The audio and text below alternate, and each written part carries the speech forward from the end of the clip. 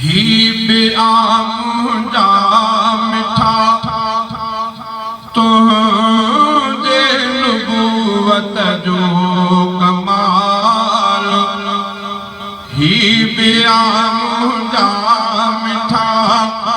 तुझे नबूवत जो कमाल खुल्क तो कुरान हो गयो छा चवां खूबी ख़िसाल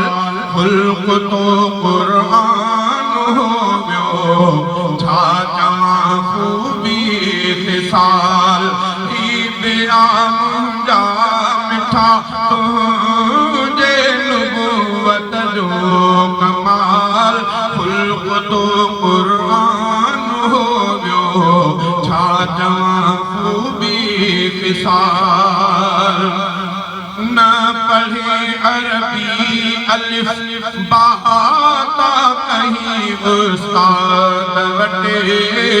न पढ़ी अरबी अलिफ बाता कहीं उस्ताद वटे हल करे इंजील पियो तौरेत जा करे सुवाल हल करे इंजील पियो तौरेत जा करे सुवाल ही बेआम जा मिठा तुझे नबूवत जो कमाल खुल्क तो कुरान हो गयो छा चवां खूबी ख़िसाल पियो नमा मासूम तूं मशहूर मके जो यतीम पियो नमा मासूम तूं मशहूर मके जो यतीम पियो करे परवेज़ किसरा की सही शाही ज़वाल ही बेआम जा मिठा तुझे नबूवत जो कमाल खुल्क तो कुरान हो गयो छा चवां खूबी ख़िसाल बदर में एॾो वॾो लश्कर न तो हथियार हो बदर में एॾो वॾो लश्कर न तो हथियार हो इहो ते जहल खे नींगर कोन प्यानो निहाल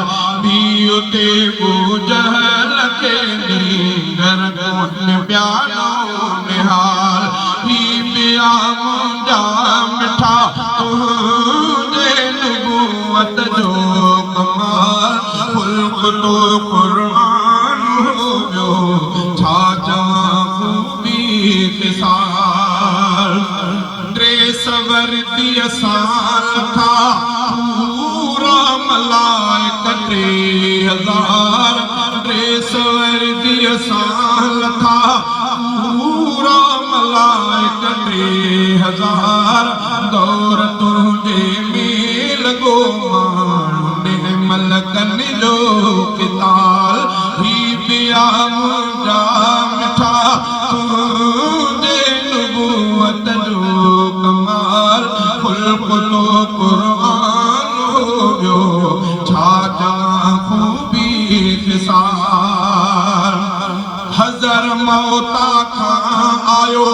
ख़िदमत में वाइल बिल हुजुर हज़र मौता खां आयो ख़िदमत में वाइल बिल हुजुर रूम खां हज़रत सुहैब हबश खां हज़रत बिलाल रूम खां हज़रत सुहैब हबश खां हज़रत बिलाल ॾींहं जो लश्कर कशी काहूं कुफ्र ते बार बार ॾींहं जो लश्कर कशी काहूं कुफ्र ते बार बार रात जो मेराज रफ़ दे खुदा सा कील काल रात जो मेराज रफ़ दे खुदा सा कील काल छा बदे खजरा धनी छा कया सारा तो बदे खजरा धनी तो मदह मौला कई मसरूर के कई मजाल तो मदह मौला कई मसरूर के कई मजाल ही बिया मुंजा मिठा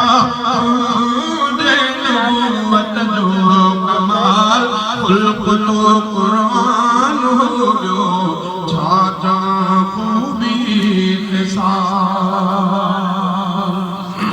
मेरे चैनल को सब्सक्राइब करें और बेल आइकन को भी दबाएं।